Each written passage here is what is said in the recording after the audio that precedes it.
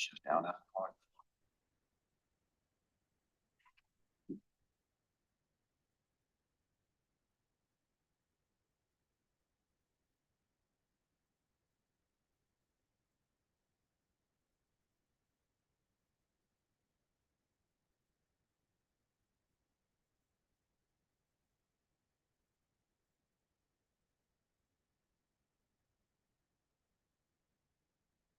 Yes.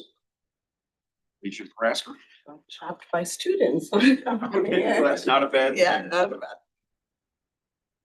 Thank you. All right, we will go ahead and call to order the December 17th meeting of the Kansas Board of Regents Governance Committee. Appreciate everyone's time here this morning. We'll open up with any discussion related to the minutes from November 19th. If no discussion, would entertain a motion to approve. So moved. Have a motion by Regent Johnston. I can second. Second by Regent Prasker. Any further discussion? All those in favor say aye. Aye. Aye. Any opposed? Minutes are approved. Next up, discuss board member conflict of interest disclosure and make recommendations to address any actual or perceived conflicts. John Urey. Thank you, Mr. Chair. This is page 3 of your materials. It's the issue paper. In accordance with board policy, Regent Crocker has reported his actual and apparent conflicts of interest on a form provided to him by board staff. A summary of that report follows in the issue paper. And staff recommends approving Regent Crocker's continued membership on the advisory council and the advisory board identified in the disclosure, because service on those bodies is not subject to the board's conflict of interest policy. Those are advisory boards, not governing boards for K-State School of Business, College of Business. So, and those are detailed. He reported membership on. He serves as a member of the Kansas State University College of Business Administration Dean's Business Advisory Council. And he also serves as a member of Kansas State University's College of Business Graduate Program Advisory Board. So given those two boards are advisory in nature, I recommend he continue service on those boards and serve the college. Okay. Appreciate you reviewing that. Any questions? Any comments? If not, we entertain a motion to approve. I will We move. have a motion by Regent Prasker, Second. second by Regent Johnston. Any further discussion? All those in favor say aye. Aye. Any opposed? Next up, we'll receive campus security and IT report from Kansas State. Good morning, guys. Mr. Chairman. We've got Brandon Chance. He's our Chief Risk and Safety Officer to give the safety report. And then I've got Thomas Button, our Chief Information Officer. We have prepared reports that are at a high enough level for an open meeting.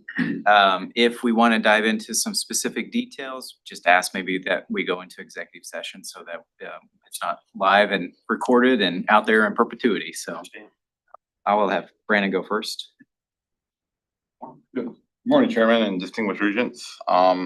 Really excited to be here. My first board meeting presenting. So I wanted to start off with a little bit of high level, the Division of Risk and Safety, just to level set. It's a division that was formed a couple of years ago, and it consists of the Kansas State University Police Department, Emergency Management Group, Environmental Health and Safety, Enterprise Risk, as well as Physical Access and Physical Security. So what I'm going to present today is a culmination of all of those divisions and the efforts that K-State are making towards safety and security. So I'm going to start off with physical security. We adopted a university standard. I believe this has been talked about in some previous meetings for both access control and security cameras for campus. This will help with PD's investigative capabilities, assist emergency management functions, along with many other helpful tools. So there's many legacy systems on campus. There's 15 systems being consolidated into these single systems. Progress that we've made. 2024, we had 139 of our Verkada cameras online. As of 2025, we're now at 250. So main continual progress on that. We had 1 building on our central access control system in 2024. We're up to 11 in 2025, with 7 more slated to kick off in January of 2026 to start being installed. What that gives you a scope of kind of with doors is we had 14 doors that were actively monitored by a central system in 2024, and we have 165 now. So that's either an access control point with an ID card or a door position switch that monitors if it's been propped open, left open, somebody's put a doorstop in it at 2 a.m., things like that. So making great progress on the physical security front and just continuing that momentum moving forward. We've also have phase 3 of our exterior camera project kicking off. Will be the final phase to continue putting exterior cameras throughout campus, including license plate readers and various other technologies to assist with campus safety. Any questions on the physical security part? I did have just one quick question. Yesterday I was listening to something on the radio on the way up here. And there's a national group that was talking about, you know, safety and security, I think for physical plants. And about the placement of cameras where, you know, with the recent, of course, tragedy at Brown. And about where I guess what the current thought is about where the majority of those cameras could and should be placed versus, you know, what are we talking about when we talk about academic freedom, of course, and of course, privacy, obviously for students. Does K-State belong? I wish I could remember the name of that organization. Probably, I mean, I think they're just a sort of an organization that does best practices and talks about stuff like that. Do you know? I'm not familiar with the specific national organization. We are members of the National Association of College and University Campus Card Users, and I'm not aware of a specific camera organization, but I can definitely. Well, I probably have it mixed up in my head, but it was interesting and good, you know, it was just interesting information. To your point, what Brandon's talked about in terms of our unified camera system, we developed probably 3 phases for an exterior program. First phase was really focusing on those areas like parking lots where we have high crime. Right. That helps with our investigations, but also helps us monitor just, you know, overall campus activity. With the access control system, there is a camera pointed at every door that has an access I see. lock. That allows you to then monitor and know who's coming in and who's going out, but it's pointed at each door. So at the doors, not Yeah. necessarily because it's not in the classroom. It's not obviously. necessarily in the classroom. We've not transitioned into something where we want to put cameras Yeah, into and those it areas. talked about that. That's pretty problematic. But we have But the doors- extended and broadened our ability to monitor campus activities. You know, we have speakers that go into certain areas of our campus that we want to be able to monitor, and that allows us to do that. And so I think we're getting ready for phase 3, which again, just is continuing to extend that coverage. And so you have that strategic plan where you're Yeah. implementing as you. Yep. as you go. And Great. as VP Erickson said, as part of the access control standard as well, design standards, every entrance on a building that has a card also has an interior camera at that entrance to where if there was something that was triggered via forced door via card or camera, it would actually show which direction even the person that entered the building Okay. went. And It's good by news. unifying systems, so our exterior cameras, interior cameras all being on the same system, it gives cohesiveness throughout the system as well. So from one building to another, it could be picked up from a building back to an exterior camera, back to another building, et cetera. So Yeah, that's good. Okay. Thing too. Thank you. I appreciate it. The policy, the way it's working is every new construction, every major renovation has to adopt that standard. And then we've also been using some of our capital renewal funds to then go tackle some of these others. And we've also got a sort of a priority list of buildings that we're trying to tackle to bring online for that. And this is also out at Salina. This is, you know, I mean, we're trying to make this a university-wide system that we can use. I'm guessing also with card key access, you have the added benefit of being able to track that information of knowing who came in and who left. In fact, there's other benefit besides just security. I mean, I know one of the board's goals, one of our goals is on space utilization. So we're actually able to kind of, as this builds out, we'll be able to use this technology in other ways to know how well are our buildings being utilized. do we need to think about optimizing it in a different way? So I think there's gonna be some other benefits available to us. Yeah, so, yep. Follow-up question, are we having these cameras to investigate after something happens, or is it actively monitored? So they are using investigations, after something happens. We even have a mobile camera on a trailer that if we have a point, for example, if we have somewhere where we've had a increase in bicycle thefts or whatnot, that we can actually move around. Got it. So they are being used in investigations, actively monitored. Our dispatch center does have the screens up and the cameras up, Yeah. but I want to be careful saying actively monitored because a single or two dispatchers that are also handling other duties aren't necessarily looking at the cameras at Yeah. all times. Got it. So, but if there's a forced door alarm that comes from the access control system, Then or we are on it. we get a police call about an incident in a building, they can immediately pivot and bring those cameras up on that building or in that exterior area of that building. They can look at a campus map and click and cameras pop up in that area, so. Thank you. Physical security questions. Moving on, so emergency management, that's been a huge initiative the last year. I have some swag to hand out. So we just rolled out a new K-State mobile safety app. And to give you a general idea, the previous app, Rave Guardian, had 1,700 downloads in about 8 years. This one has 2,100 downloads since May. It's rolled out at all new student orientations, all move-in packets that students have. Working to hopefully start getting it into some of the athletics materials as well, this broadcast. But some of the highlights, and you guys can download it and play with it. It's built for all 3 campuses. If you're in Salina, you can use it to book flight time. If you're in Manhattan, there's a mobile blue light, which essentially is a mobile panic button. So if you're walking across campus, or if a faculty member is in a room and feels unsafe, they can bring the app up and hit the button. It shows police their location, and it acts as a 911 call to them as well. It has instant reporting features, everything from an injury on campus to a student of concern.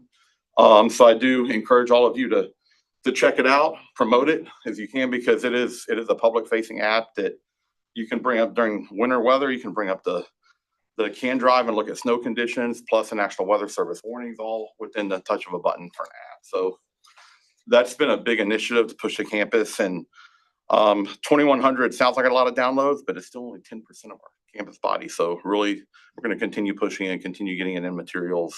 Does the app have a service where somebody is panicked that they're being followed or they're in danger? Can they push a button where the phone makes a sound or a noise?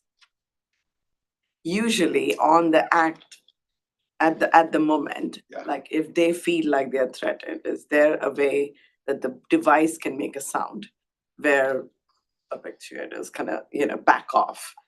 If that Actually, is not, it could be something. no, I haven't, like it almost acts as a little siren or something Yeah. to kind of scare. Yeah. Actually, I have not. Okay. That's the first time that's been asked about that. It's the opposite. I get asked a lot the other side of, can I make a call or text silently? Right. So, but I've not thought of that aspect. Yeah. At the So- immediate, that moment, having a sound like that would scare people off. Mhm. And usually it's said that women, girls don't use their voice enough at that moment to protect themselves. And it just takes a couple of seconds for them to act on. Okay, yeah, I'll definitely check into that. The app also has a feature for the safe rides that they can go in there, has a link to Lyft.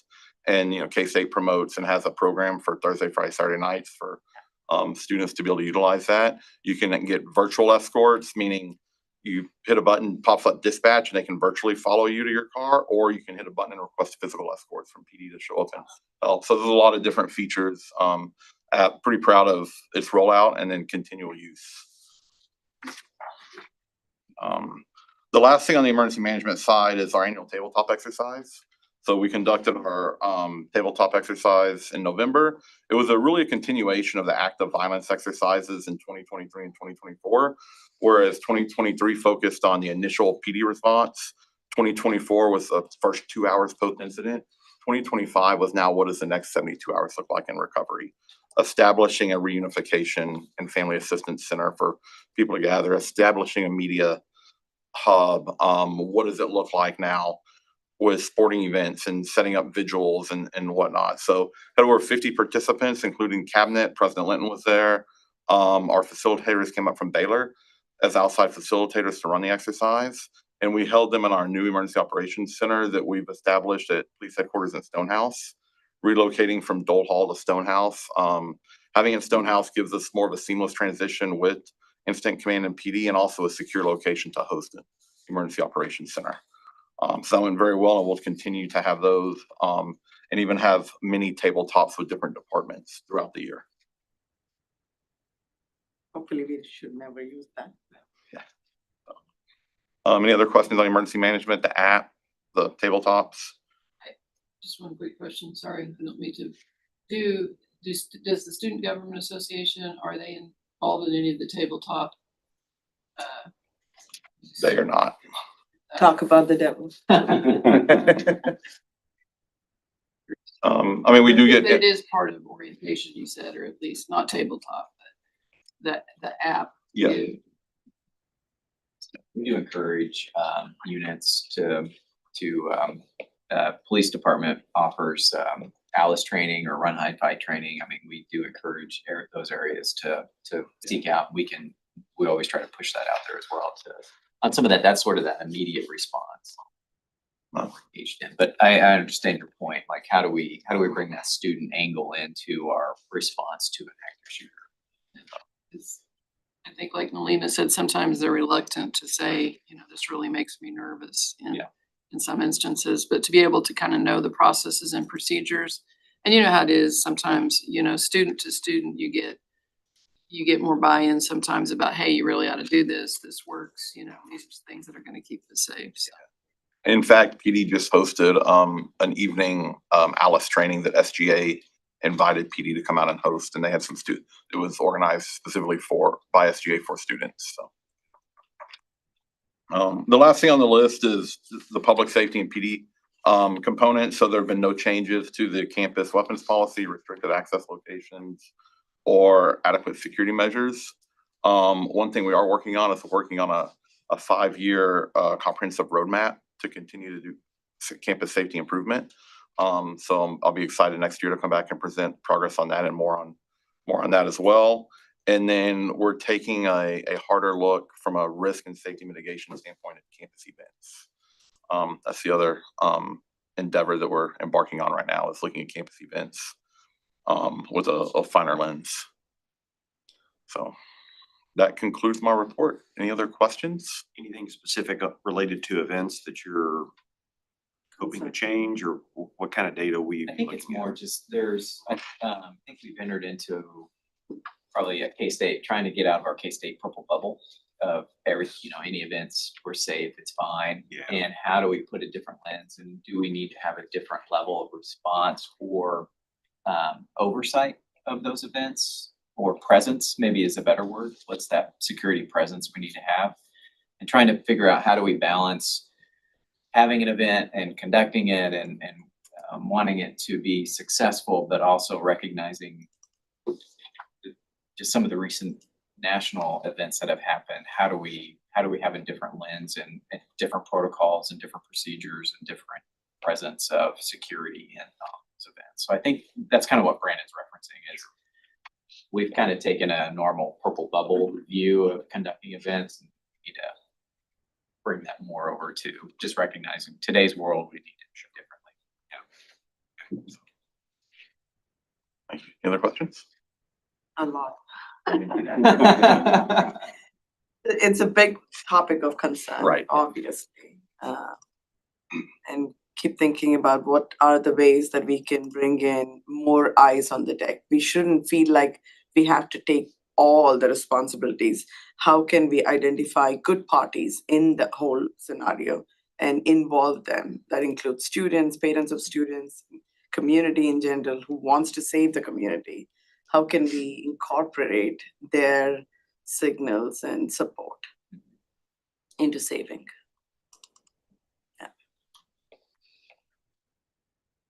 just another question of thought. Yeah, no, With yeah. a solution for you. Yeah. Yeah, but this is good. This is good. Good job. Ready, Mr. Chair? Absolutely. Well, good morning, everybody. Welcome. Glad I'm here. I appreciate the time. Similar to the last CIO that presented, I'll walk through a standard set of template that we discussed that will identify some different topics that we're tackling with the cybersecurity front. So a little bit of background. So I'm Thomas Button. I joined in November of 2023. I've been there since then. Fantastic organization. We've aligned ourselves with the NIST cybersecurity framework, similar to all the K-Board institutions. We just successfully completed a Rubin Brown assessment, similar to the other institutions as well. Overall, across our institution, we were a 3.2. That's on a 5-point scale, with 0 being very immature to 5 being very mature. So we were a 3.2. If we include just the core enterprise services, so what we provide as far as ERP systems, payroll, time, those sorts of systems, we were at a 3.44. So you see those numbers being drawn down because we actually went with a very broad swath of including many different groups across our campus. We were highly distributed 2 years ago when I joined. Key takeaways from that, we have a lot of work to do on identity management. So that's how do we mint accounts? How do we track those accounts? How do we provide permissions? We use a very legacy approach to how we provide those permissions and assign roles to those permissions. We have an active project that's tackling that will address how we assign permissions to various systems. Asset management, obviously with a highly distributed campus, it's very difficult to understand where are all our technology assets across the enterprise. We're trying to get a collective approach to understanding all machines will be tracked here, all machines will be patched here. When they're retired, what do we do with those machines? How do we track the ins and outs of those devices? Working with Brandon on the enterprise risk management, similar to the progress he shared here, we have very active meetings across campus, and we're now starting to elevate the risks within IT to campus level administration. We've seen significant progress over the past couple of years of what would have previously been a hole within our network that allowed potentially some activity to occur, to share those risks and make sure IT individuals are understanding what could potentially happen there. Data protection. So once again, highly distributed campus, that means data flows a lot of different places. We've done tremendous work in cleaning up that effort.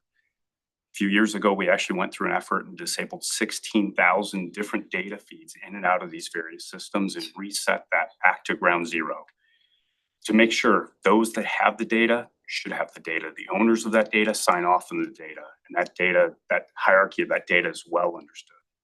Assuming it's encrypted and decrypted.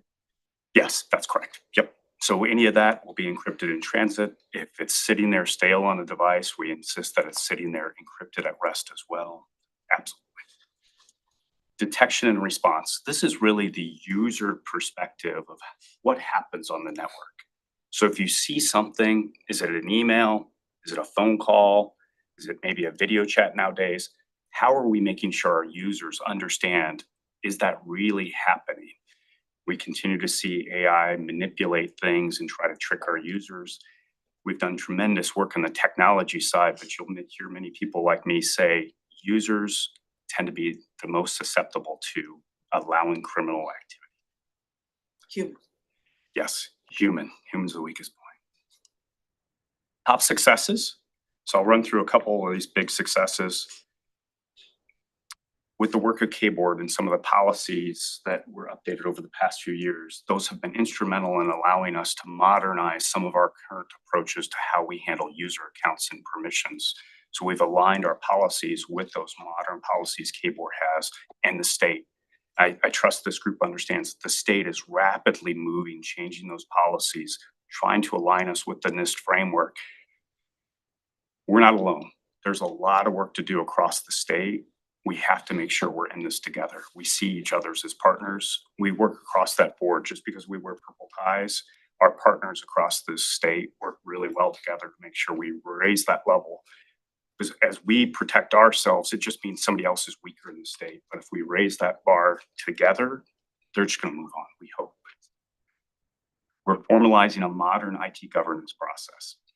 This is really difficult on a distributed campus, but how do we make sure we're collectively looking at that? More importantly, I think we have stakeholders around the table to understand that digital equity and how we provide services to students. We need to make sure it's pretty consistent. So what I mean by that is we have a wealthy department that wants to introduce some technology. Well, that may disadvantage some other department that's not quite as wealthy, and those students may not have those successes or opportunity to be as successful. So that allows us to raise these IT decisions at a level where campus understands, let's talk about it. Lastly, we're aligning and integrating all IT positions within the CIO organization. It's a massive undertaking, highly distributed. So when I joined, there were 16 different IT groups that did their own thing. There was very little coordination based on the effort of leadership, ABOR, the state. We do have a single IT organization that individuals that are performing IT work are supervised by IT leadership. They have a dotted line back to their boss, back to their home unit, because that's really important. We believe strongly in that affinity model. If you work in the College of Business, you know their business more than anything, but you still need that IT supervision so that we can help understand what's happening. And we've seen really good success there. So we have aligned 16 distinct IT groups within one organization. That's been a massive undertaking. We have filled 16 different IT director roles. Some of those have been internal hires. Some of those have been fantastic external hires. They're bringing a very different perspective, and we're raising that bar at K-State. We have modernized our account lifecycle process. We have disabled 70,000 former accounts for people. Those were active, used accounts. This is not an easy undertaking. People who bleed purple, bleed purple. And we tell them, we love you. We want you to continue to contribute to our campus. We can't allow you access to our systems anymore is a very difficult thing to do. And we did it. So I'm very proud of the leadership team. I'm very proud of KBOR's support in that too.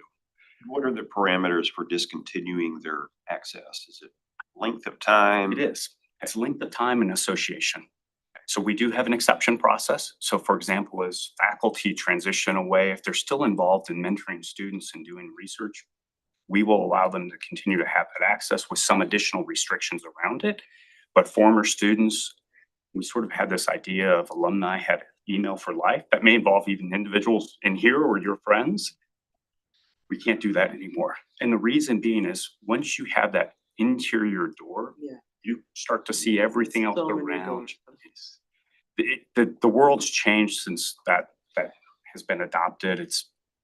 It hasn't been without some pain, but it was the right decision to do. We've removed default administrative permissions across our campus, and we completely enabled a very expensive firewall to block all traffic unless we know about that traffic. So if you're at your office and you decide you want to go communicate with some website, you can do that. There's a list that will sort of evaluate, like, is it potentially risky to us, like known bad thing? Inbound traffic, we completely deny. 2 years ago, when we enabled this, it was about 2 billion attempts on our network per year. This year, it was just shy of 4 billion attempts on our network per year. The more those numbers go up, the more powerful these devices have to get. We have a very small number of holes that we actually put in that firewall that allows individuals to communicate with us. So for example, if you go to our website, we want you to be able to communicate. We know we open it up. Anything else, if we don't know about it, it's immediately denied. So ongoing risks. I'm sure it's no surprise to this group. Ongoing risks. Cyber criminals dislike a lot about the US. They dislike a lot about our ways of life, education, judicial, taxes, water, research, education, ability to move throughout, the world. We continue to see that. We continue to have great partners across the state. At the very end, I'll reinforce that with all of you. We need to continue to make sure KBOR is at the table. We need to be seen as partners across the state. We have unique things on our campus that maybe some other campuses don't have. And our federal partners know that, and they're committed to helping us understand that. But as some of that funding starts to dry up, we need to reinforce how do we keep that funding coming to us. Business email compromises is the other one. So we continue to see very sophisticated attacks on our users trying to convince them to do something. We do have mitigation efforts on all of those. So we have very sophisticated sensors. Those sensors don't come cheap, but those sensors, I will say, saved our bacon many times over of detecting things that we as a siloed institution wouldn't realize. But some of our big partners see these patterns throughout the world and they go, this is a bad thing. We saw this happen last night and they're doing it live. The term that we typically use in the IT world, you may have heard this, you have to fight technology with technology. And you've heard Brandon sort of mention that. Like, you can't have enough police officers roaming around campus to protect things. You can put a lot of cameras and you can put a few people watching those cameras. For us, 3 billion, 4 billion attacks a year, you need really good technology to track that. Threats, so we have 3 ongoing threats that continue: the phishing, which leads to the business email compromise. AI, I think AI really is not only just a threat to our business, but a threat to our operations. But we could use AI to also protect AI. Yes. And every time a company comes to us and says, we have an AI technology, it's yet you hear the dollar signs go off of like, yep. And then sophisticated supply chain attacks. And what I mean by that is you've probably heard in the news over the past few years where there's been what they call 0-day bugs. So these 0-day bugs exist in software. They're really not known by people. Bad actors get their hands on that. Behind the scenes, they do very sophisticated things and they wait. Sneak in. Quietly. And what happens is, unbeknownst to us, a year later, they go, surprise, we have all of your data and every one of these vendors' data. So think of some of the larger companies that you've probably seen hit the news. That's what's happening. By the way, the most recent one went for $70,000. So a bad actor group bought that 0-day vulnerability for $70,000 and they compromised major large companies. Just because of our nature, we have very large platforms. People are familiar with our platforms. That's a risk that we continue to track. So recommendations moving forward for us, continue to reduce that public attack surface. We don't want to exist on the internet only in places where we know we want to exist. Our website, our known email addresses, but there's other things on our campus that we don't want anybody to know of. And we continue to work really hard on that. We continue to strengthen the security on our endpoints and work to ensure that our researchers have the capabilities to do their job, but do it in a very safe way. Are there ways to change the IP address for the internal systems? There are, and we have several different approaches that we do with that. I'm happy to have a quick sidebar on what kind of approaches we typically would take on that.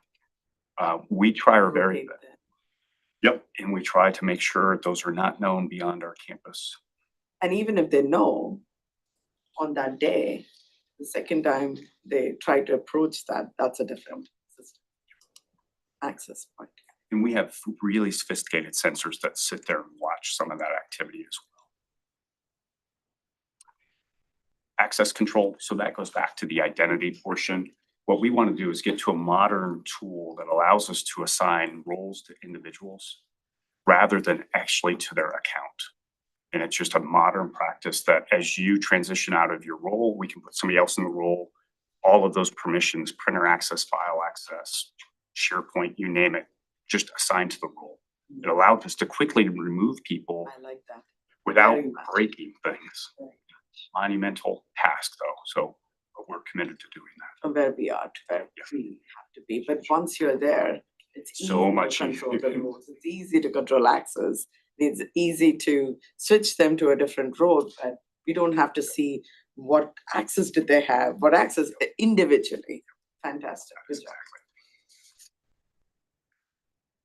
I'll give the group just a quick update on the audit. So the Reuben Brown audit did occur. The coal fire pen test, as you probably heard from one of the other region institutions, also did occur. There was one critical finding that was remediated immediately. There were 3 high findings that were remediated. One of them has been proven patched. 2 of them are still in testing. And then the penetration company that It's a third-party company that we hire. KBOR actually coordinates hiring that group. They basically try to attack us in a peaceful way. Those two patches on those critical findings are still working their way through. So they're patched, we're just waiting for that verification. Are we CMMC certified? In certain areas, let me back up. We are not CMMC certified. We are working towards that for some of our CUI environment. What we've realized is the CMMC certification, those groups, because the recent federal standard changes drastically turned our business upside down. Yeah. And We which need is to good. work, yeah. But Which is good, but to get there, we need a lot more work to do. we do. And that will be ground level investment from the campus and leadership and research to make sure that's happening. We are working with one of our very large vendor partners. So what was happening is we were building out that environment to a CMMC certification. Yeah. The federal guidelines were approved, I think, was it 30 to 60 days? Yeah. Which gave us some small window that anything else that's CUI controlled and classified information has to be in that environment, which is some of the work we do now requires a very high level and a third-party certification, like you We mentioned. may also have issues getting grants if we are not. That's absolutely right. Yep, that is absolutely right. So we're working very closely towards that. I believe the actual environment will be completed and certified by July is our target. Fantastic. Awareness and training. So we do require everybody to go through training and pass the test. If not, their accounts do get disabled. And we take that very seriously. That will kick off here in January as well. We like to say it's about 2 hours in length of training. Trying to get people to focus for 2 hours is sometimes very difficult. I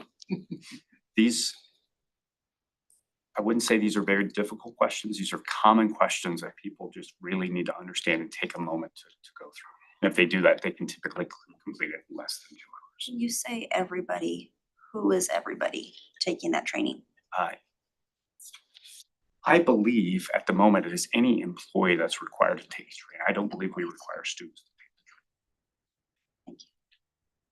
And then in conclusion, I certainly just want to express my gratitude to KBOR and the regions and our partners across the state for helping us through a very difficult time. It's been very challenging trying to modernize the environment. The funding that we get through KBOR and some of the work that's being done, for example, the NIST assessment, the annual penetration test. I know some of that funding's up in the air based on where the state is getting that funding from the federal government. But I would ask continual support there. Anything we can do to help be spokespeople for that, I think it's instrumental. I think ultimately, as we continue to raise that bar across the state, if we start showing up on people's radar again, we'll see that habit again.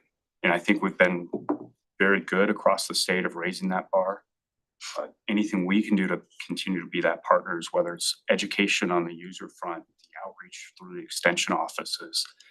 This isn't a K-State issue. This isn't a Kansas issue. This is really a nationwide issue. But, I feel for our institution and just where we happen to have been, but think of some of our rural farmers or individuals out in Western Kansas where we could potentially reach to them through extension and help them understand your small veterinary clinic is up against the same challenges we have. How can we help them understand the risks and threats and reduce that footprint? So that's it. I certainly take any questions, but very much appreciate everybody's support. It's great information. And just for, I don't speak the language that you guys are speaking right now. When you talked about the 0 day where they get in, what is that in layman's terms? What is that? What is 0 day? Like, So yeah, I think I can give you a very recent example. The device you have on your desk, there was an emergency patch that was issued this past weekend. There were 4 known 0 days within that environment that were proven. So 0 days, what I mean by that is bad actors have discovered a way into that tool. Unlike what we would ask them to do is notify the vendor and say, hey, you have this bug, I've been able to see this. They don't. And they actually put it on the market for sale. And it's basically the dark web. These things, this big one, the big one, went for $70,000. Something like that might go for $100,000. But the vendors start to see these things, so they're notified that on this dark web, they're starting to sell things about us. What do we do? And then they start researching like what's happening here, and then they try to understand. One, they may try to buy it themselves, or they have a firm or third party that they'll try to buy that 0 day through. The 0 day is really meant when they exploit it, nobody has a patch, nobody can do anything, you're done. It would be the equivalent of like your mailman having the key to your house. You Like may an not, open door. yeah, kind of. open door thing, you don't really realize it, but when he opens it or she opens it, that's it. So, does the campus have hackathons where the bring students? We do, we're actually, no, not. Students are hackathoning our own university. No, we do set up cyber ranges to help them sort of explore those skill sets. Those are typically CAN type events. We don't do it against ourselves. That's sort of the hope of the penetration test of third party can do it. We do have a very close partner down the road from us that we're working with for potentially an event later this spring that will help provide not only our partners at the national level some opportunity to practice, but also provide us some opportunity to just be really good partners for people that have a really tough job too. I'm just trying to reduce our expense at the same time increase their awareness, right? So. Now, we do employ a ton of students inside. So anybody that would love to have a cybersecurity job and work with cutting edge modern tools and maybe lose a hard sleep at night. You would be surprised. I will tell you, the students that we have Yeah. and what they see inside that environment it's amazing. And I wish, one, nobody ever told me this is what really the CIO job would be. So we have the opportunity to influence you of like, this is the world we live in now, but seeing these very expensive tools that you're gonna go to big places that use them and say, I'm a pro at this, it's pretty cool. So, you were talking about all of the accounts that you had to go back and deactivate. I got my master's from K-State in 2012. And when I started my doctoral program in 2022, my email was still there and active. I didn't know that. And there are thousands of emails in there. So how long after a student leaves now will that account be deactivated? So it depends on the role of the specific individual. Can I share the data with you after? Sure. That way it's not, Of course. because there's a lot of accounts, right? 20,000 students and